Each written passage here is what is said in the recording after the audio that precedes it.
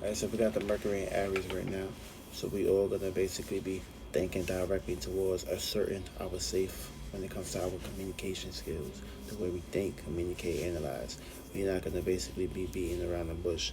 We're gonna be very direct, and of course, we're gonna be very impulsive the way we communicate, and of course, interact with individuals. And of course, the areas where you have areas at, these are the areas where you basically need to go ahead and utilize and harness this Mercury in Aries transit to go ahead and basically keep pushing forward towards your mentality and of course your mind state and of course growing the bigger aspects on where you're going to develop these arrangements. Now, if you have this in your first house, you're the ascendant. So you're going to be predicated towards thinking directly when it comes to asserting yourself and of course the way you communicate and of course interact when it comes to your personal personality during this perspective. Now, if you got this in your second house, you're going to be basically valuing direct ways of thinking and communicating and about what you truly have to offer. And of course, the way you truly value and of course utilize your material and of course your resources. You're going to be basically thinking directly towards these things.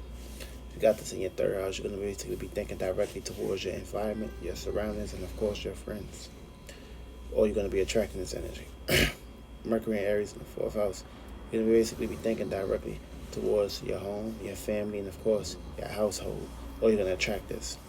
Mercury in Aquarius in the fifth house, you're going to be basically thinking directly about your talents, your gifts, and of course your creativity, and of course your artistic natures, or you're going to attract this.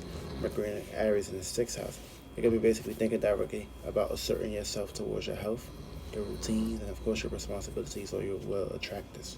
Mercury in Aries in the seventh house, you're going to be basically thinking about and asserting your ways towards your relatability and of course your way you relate to people, places, and things in your personal life, where you attract this.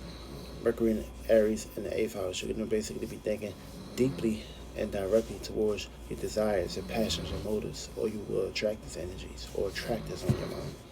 Mercury in Aries in the ninth house, you're going to basically be thinking directly towards your experiences, your meanings, your principles, or you're going to express this.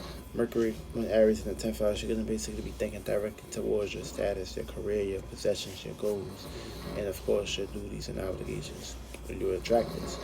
Mercury in Aries in the 11th house, you're going to basically be thinking directly towards your groups, your acquaintances, your associations, and of course your networking. You're going to be basically or attracting this too. And last but not least, you have Mercury in Aries in the 12th house.